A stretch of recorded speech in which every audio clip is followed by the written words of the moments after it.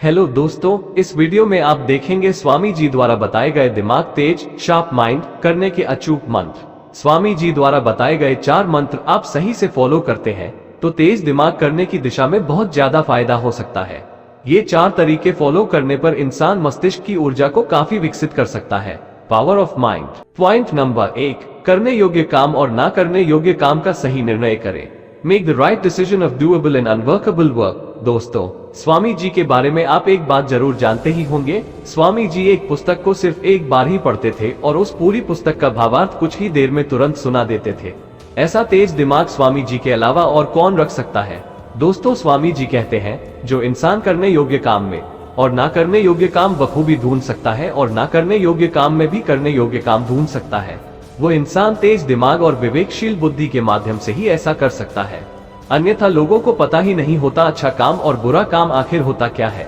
स्वामी जी का कहना है, अगर इंसान अच्छे काम में बुरे काम की पहचान कर सकता है और बुरे काम में भी अच्छे काम की पहचान कर सकता है, ऐसे लोग ही अपने दिमाग का सही इस्तेमाल कर सकते हैं।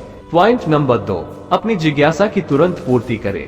Immediately satisfy your curiosity. दोस्तों, तेज दिमाग के लिए ये कदम बहुत कारगर साबित हो सकता है। जो आप करना चाहते हैं, जो आपकी सोच है, जो आपके मन में जानने की इच्छा है, जो जिज्ञासा है, उसे तुरंत किसी भी माध्यम से पूर्ण करें। वो माध्यम किताबें भी हो सकती हैं। दोस्तों, स्वामी जी कहते हैं मस्तिष्क में आए उन सभी विचारों पर गौर करें जो आपको लाभ दे सकते हैं। अन्य विचारों पर गौर करने का कोई फायदा नहीं है। पॉइंट नंबर 3, जो बहुत ज्यादा महत्वपूर्ण है, पढ़ना और सीखना आपकी मजबूरी नहीं, जज्बा होना चाहिए। Reading and learning should not be your compulsion. दोस्तों, पढ़ना और सीखना ऐसी चीज है जो कभी भी जबरदस्ती प्राप्त नहीं की जा सकती।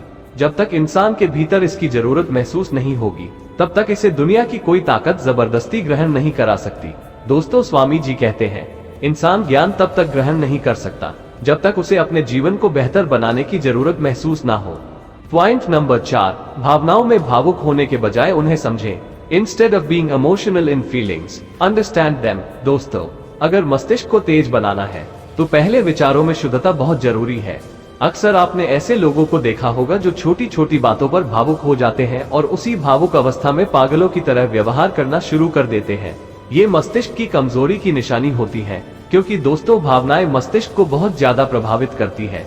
इसलिए भावनाओं को शुद्ध विचारों के साथ समझना शुरू करें। दोस्तों, स्वामी जी कहते हैं भावनाएं इंसान की बड़ी और गहरी शक्ति है। इस शक्ति का इस्तेमाल दिमाग से शुद्ध विचारों के साथ ही किया जा सकता है।